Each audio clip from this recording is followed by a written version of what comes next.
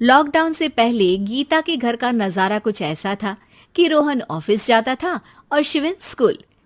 जिनके घर से जाने के बाद गीता काम खत्म करके बाकी समय आराम करती थी। लेकिन लॉकडाउन के बाद ऑफिस और स्कूल घर में ही खुल गए और इससे गीता का हाल वो तो आपको देखने में ही मजा आएगा। शिविन, ओ शिविन, महाराज उठने के लिए क्या 21 तोपों की सलामी लेंगे? अरे बिस्तर से बाहर निकल, ऑनलाइन क्लास स्टार्ट होने वाली है। अरे तुम भी हद करती हो, स्पीकर की तरह चिल्लाने की क्या जरूरत है? दिख नहीं रहा मेरी कॉन्फ्रेंस चल रही है। अब कैमरा और स्पीकर ऑन कर रहा हूं, मुझे कोई शोर नहीं चाहिए। इस पर जैसे ही रोहन लैपटॉप का कैमरा और स्पीकर ऑन करता है तभी कुकर की सीटी बजती है। करा लो अब इसे चुप। लॉकडाउन नहीं हुआ, मेरी मौत का फरमान जारी हो गया। दोनों बाप बेटे ने नाक में दम किया हुआ है। ऐसा बोलकर गीता वहां से शिविन के कमरे में पहुंच जाती है, जहां शिविन अभी भी सो रहा होता है। ओ आलसी, अब अगर 5 मिनट में नहीं उठाना तो आज तेरा गेम और यूट्यूब कैंसिल। माँ की बात सुनकर शिविन बिना 1 मिनट गंवाए उठ खड़ा होता है।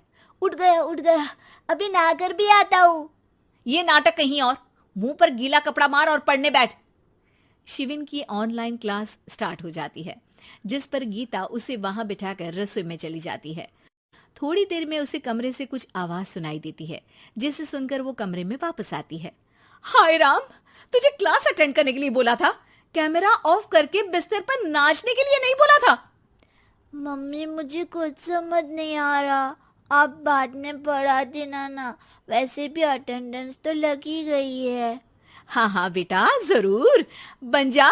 तू अभी से हम सबका बाप बन जा। अरे नहीं मतलब कहाँ से लाते हो इतना दिमाग, और पढ़ाई करते हुए ये चला कहाँ जाता है? नाइस क्वेश्चन, दिमाग से पूछकर बता दूंगा। शिविन की बातों से परेशान होकर गीता उसे मारने के लिए जैसे ही आगे बढ़ती है तभी वो कमरे से बाहर भाग जाता है। अब शिविन आगे आगे और गीता हाथ में चप्पल पकड़े उसके पीछे पीछे पूरे घर में दोनों घूम रहे होते हैं। इसी बीच वो रोहन के पास पहुंच जाता है और शिविन को मारने वाली चप्पल रोहन के लैपटॉप पर जाकर गिरती है। ओए माँ! मम्मी, अब पापा को चप्पल मार रही हो? वो आज तक के रिपोर्टर, चुपचाप जाकर क्लास अटेंड कर ले, नहीं तो अगली तेरे पीछे लगेगी। इस पर शिविन वहां से चला जाता है, जिसके बाद रोहन गीता से कहता है, इस सर्कस के लिए कुछ बोलना चाहोगी? अरे क्या करूं, जब से तुम दोनों घर में रहने लगे हो, घर अपने आप ही सर्कस बन गया है और मैं तुम्हारी नौकर। कभी बेटी को संभालो तो कभी बाप के नखरे उठाओ। इन्हीं सब उथल पुथल में दिन बीतते रहते हैं, जिसमें हर रोज घर के अंदर कुछ नया सियप्पा खड़ा मिलता है, जो ज्यादातर शिविन और रोहन के ऑनलाइन स्कूल और ऑफिस से रिलेटेड ही होता है। एक सुबह, शिविन चल उठ, आज की क्लास जल्दी है। कैमरा ऑफ करके आप अटेंड कर लो। अरे ऐसे छित्तर पड़ेंगे, दादी नानी सब एक साथ याद आ जाएंगी। गीता की लाख मशक्कतों के बाद क्लास तो खत्म हो जाती है, लेकिन उसके बाद शिविन फोन इस्तेमाल करते हुए इंस्टाग्राम रील बनाने लगता है। रसोड़े में कौन था? तुम थी, मैं थी, कौन था? कौन था? हाँ, मैं गरीब हूँ। अरे ओ गरीब के बेटे, आजा, मैं बनाती हूँ तुझे गरीब। मैं बताती हूँ रसोड़े में कौन था। पढ़ाई करने बोलो तो इनकी माँ मर जाती है, और ये पागलपंतियां जितनी मर्जी करा लो। गीता शिविन को डांट रही होती है, तभी रोहन बीच में बोल पड़ता है। अरे बच्चा ही तो है, इतना गुस्सा क्यों कर रही हो? बेटे का साथ देने की इसी एक कोशिश में अब शिविन के साथ साथ रोहन भी गीता के गुस्से की सूली पर चढ़ जाता है।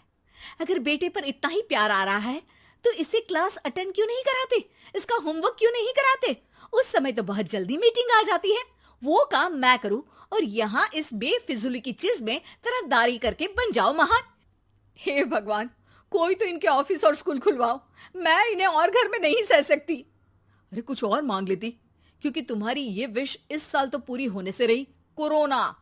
हाय नास बेटे ने जिंदगी ही बर्बाद कर दी। खाए कोई पचाए कोई, कल मुझे चुन चुन कर सबको मेरी बद्दुआ लगेगी।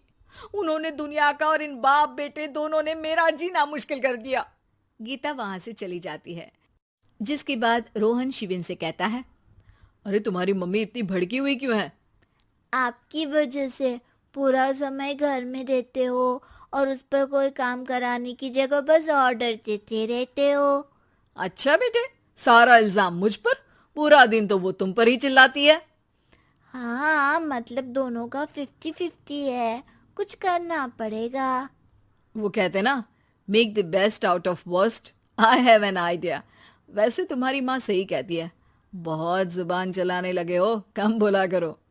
अगली सुबह रोहन और शिविन अपनी गलती को सुधारने के लिए गीता के उठने से पहले घर का आधा काम खत्म कर देते हैं, जिसे देखकर गीता खुश हो जाती है और फिर बाकी बचा काम वो तीनों मिलकर पूरा कर लेते हैं।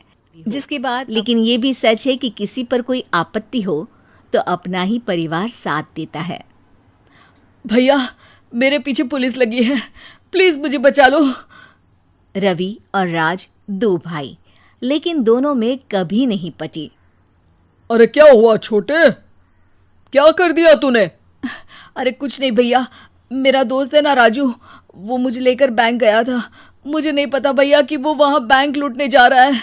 मैं उसके साथ बैंक में घुसते ही सीसीटीवी कैमरे में दिख गया हूँ। अब पुलिस मुझे ढूंढ रही है भैया, मुझे बचा लो। राज कुछ सोचता है, फिर कहता है, ओके, तुम यहीं रुको, मेरा एक दोस्त पुलिस में है, मैं बात करता हूँ। तभी वहां रवि की बीवी राज की बीवी के साथ आ जाती है। तुम लोगों के घर जब तक पुलिस का आना जाना है, बच्चों को यहीं छोड़ दो, उन पर असर ठीक नहीं पड़ेगा। तभी वहां पुलिस आ जाती है। चलो चलो, कौन है रवि, थाने चलो। मैंने कुछ नहीं किया, मुझे कुछ नहीं पता। अरे वो तो पुलिस स्टेशन चलकर ही पता चलेगा कि कुछ पता है कि नहीं, चलो। कहानी का फ्लैशबैक। भैया, मुझे मेरे मकान में हक चाहिए ही चाहिए। अरे लेकिन छोटे, अभी मेरे बच्चों पर काफ़ी खर्चा है, तेरी भाभी की भी तबीयत ठीक नहीं रहती, बजट बिल्कुल नहीं है कि मैं अलग होकर रहूं।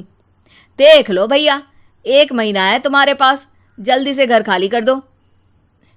अरे कैसी बात कर रहे हैं भैया, मेरे शरीर में अभी इतनी हिम्मत भी नहीं कि घर को खाली करे। तो क्यों अपना पोषण बेचा भाभी? अरे तुम तो जानती हो, पिताजी की बीमारी के कारण उन्हें हमारी जरूरत थी, कैसे आते पैसे। ससुर जी तो बूढ़े थे भाभी, उनकी बीमारी में भी पैसे लगाना कौन सा अकल का काम था? तो क्या पिताजी को मैं मरने के लिए छोड़ देता? अरे रवि, तू तो समझ, पापा को हमारी जरूरत थी, उन्होंने हमारे लिए हर वो काम किया जिससे हमें खुशी मिले।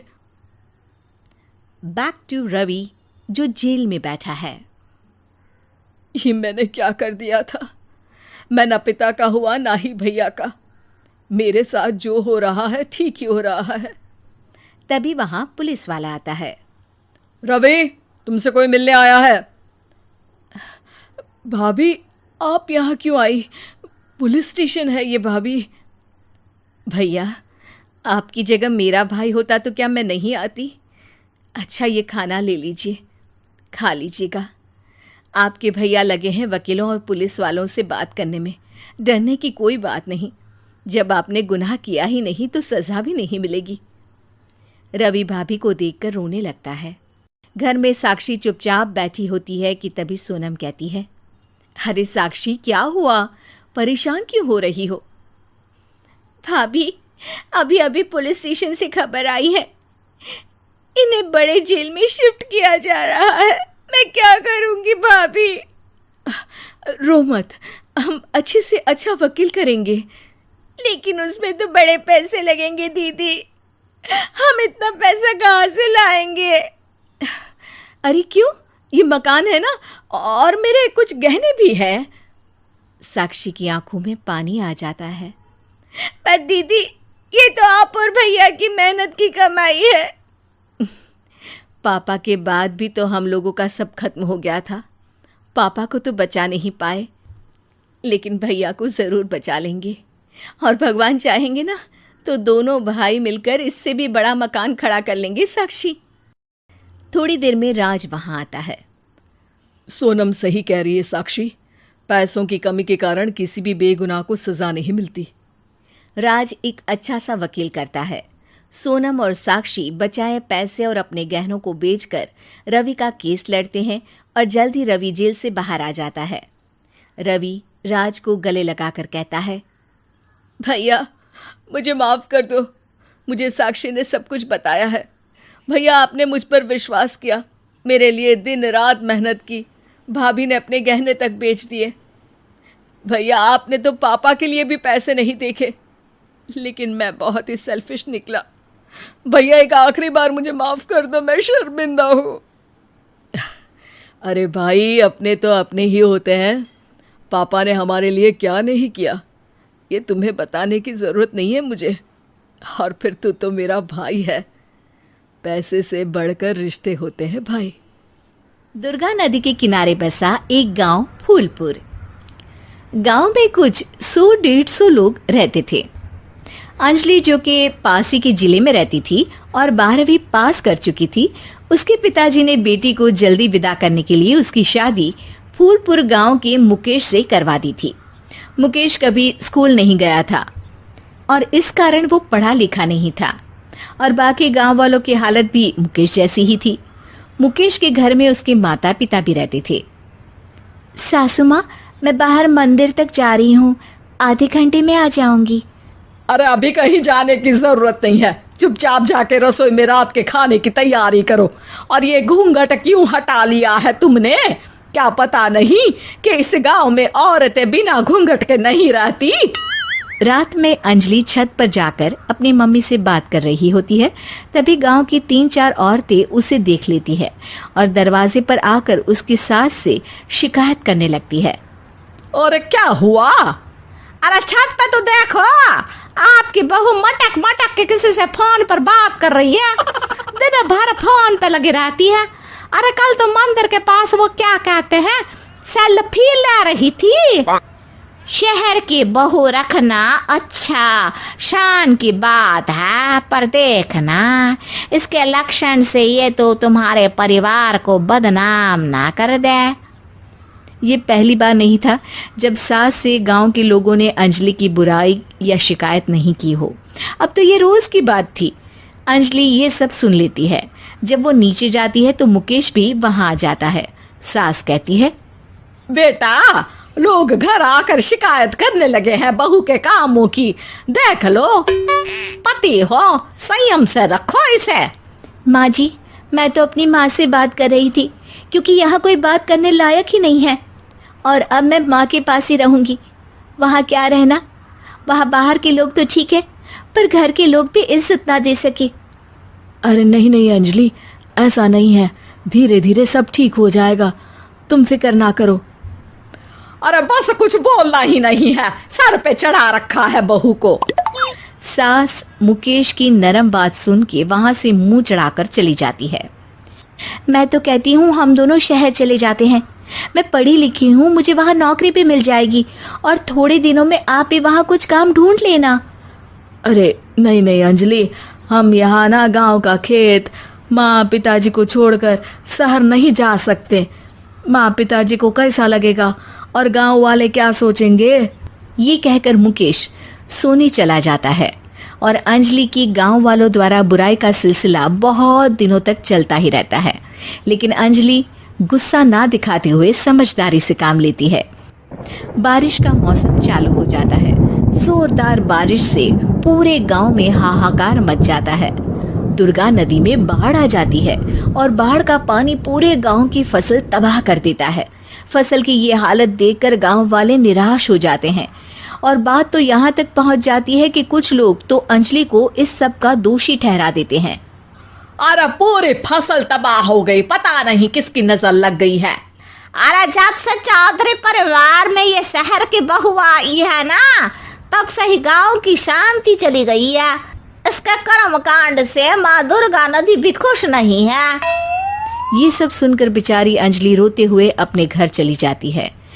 कुछ दिन बाद सभी गांव वाले अपनी फसल का मुआवजा लेकर अपने अपने घर आते हैं। मुकेश भी 1500 लेकर आता है। अंजलि को जब पासबुक दिखाता है तो अंजलि हैरान हो जाती है। अरे ये पासबुक में तो उन्होंने 4000 की एंट्री करी है और आपको सिर्फ 1500 दिए। सच में? अरे वो सरकारी अफसर आपको बेवकूफ बना रहे हैं। सरकार की तरफ से हमें 4,000 मिले हैं, लेकिन बाकी का सारा पैसा खुद ही खा रहे हैं। आप लोग के अनपढ़ होने का फायदा उठा रहे हैं। ये सब सुनकर मुकेश परेशान हो जाता है, लेकिन अंजलि उसे हिम्मत से काम लेने को कहती है और सुबह होते ही मुकेश को पंचायत कार्यालय ले जाती है और साथ में गांव के और लोगों को भी। आप सरकारी बाबू क्या गांव के लोगों को बेवकूफ समझते हैं? आपको क्या लगता है ये पढ़े लिखे नहीं है तो आप कुछ भी मनमानी करेंगे? ये बेचारे दिन रात इतनी मेहनत करते हैं, ये हमारे अन्नदाता हैं और आप इनके साथ ऐसा धोखा करते हैं। अरे क्या बके जा रही है ये लड़की, किस धोखे की बात कर रही है? अपने कांड करके नदी माँ को नाराज करके हमारा नुकसान करके इसे चैन नहीं मिला क्या? सरपंच जी, इन सरकारी बाबू ने मुझे बेवकूफ बनाया है और मेरे हिस्से के पैसे खुद चट कर गए। बस ये सुनते ही सरपंच वहां से दुम दबाकर भाग जाता है। पता चलता है कि जनपद अधिकारियों ने गांव के सरपंच के साथ मिलकर सबके साथ धोखा किया है। सब लोगों का विरोध शुरू हो जाता है और आखिर में अधिकारी सब गांव वालों के हिस्सों के बचे हुए पैसे उन्हें लौटा देते हैं और कई दिन तक सरपंच गांव में लौटता ही नहीं। अंजलि, तुम नहीं होती तो हम गांव वालों को तो पता ही नहीं चलता कि ये हमें हर बार बेवकूफ बनाते हैं। हाँ हाँ अंजलि बेटी, हमें माफ कर दो। हम सब तुम्हें बुरा भला कहते रहे, लेकिन तुमने ही आज हमें बेवकूफ बनाने से बचाया है। हमें तुम पर गर्व है बेटी। अब समझ आया कि सरपंच तुमसे नहीं, तुम्हारे पढ़े लिखे होने से नफरत करता था। क्यों ना इस बार हम अंजलि को ही सरपंच पद के लिए चुन ले? क्या कहते हो गांव वालों? पढ़ी लिखी सरपंच। बस पूरा गांव अंजलि के लिए ताली बजाता है और अंजलि की सास उसे खुशी से गले लगा लेती है।